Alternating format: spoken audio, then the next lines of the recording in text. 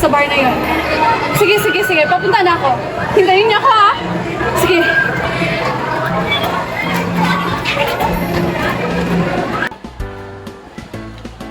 Uy, Mili, tapos ka na ba sa research mo? Oo, ikaw, Judea. Tapos ka na ba? Tapos na kahapon pa. Tapos na ba siya? Ay, nasa na. Kasi naman ito.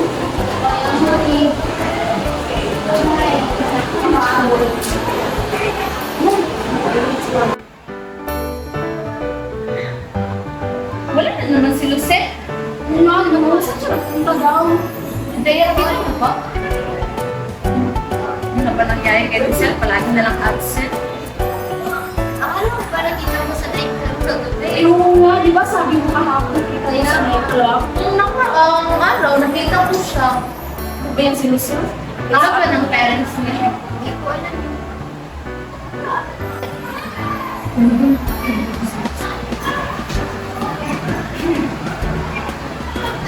Saya, kumusta na yung assignment mo? Tapos na. Ako na ang bahala. Galing naman. Siyempre!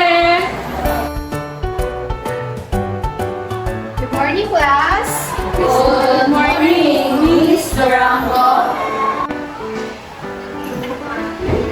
Natapos niyo na ba ang proyektong pinapagawa ko sa inyo? Yes, ma'am. Pakipasa. Pakipasa nga. Yabitin. Wala naman sa Ano mapasok? Family, nandito na. Jamaica, Mercula. Olsen! Nasaan ang sa iyo at yung takdang aralin na pinapagawa ko sa iyo? Ma'am, iwan ko kasi sa bahay eh. Pero babalikan ko po. Ganun ba? Sige. Maaari na kayong umuwi, kayong tatlong ni Jose. Maaari ka ba maiwan muna? Bye, Bye, ma'am. Bye.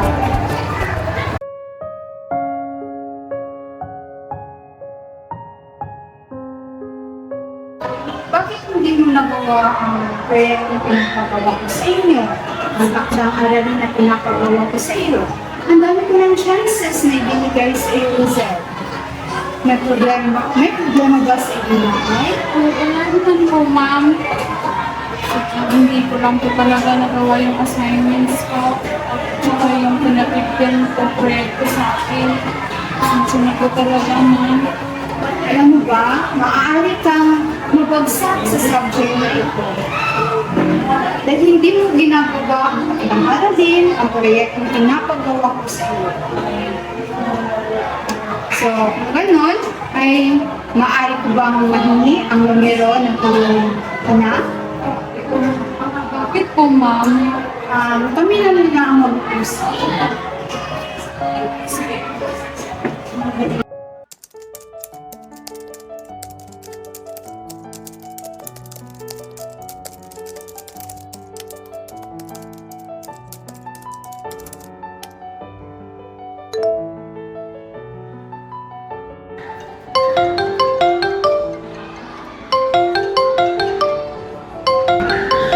Hello? Opo, ito po ito. Bakit? Opo. Opo, may weekend pa ako ngayon. O, sige.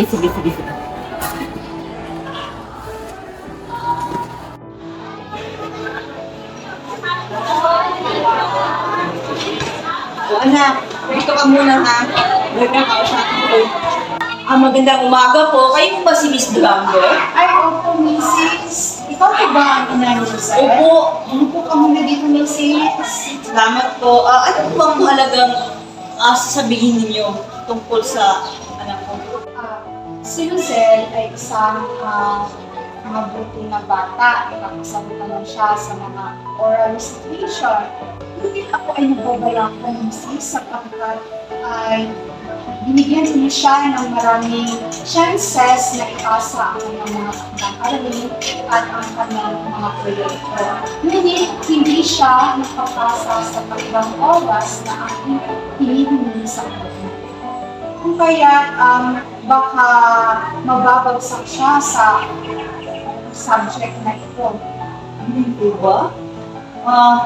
Akala ko po ay nag-aaral siya ng mabuti. Ganun po ba, Mrs.? Maaari mo bang kausapin ng mga anak mo si Rizal? Opo, maaari po. Aalis na rin po ako kasi marami po akong gagawin.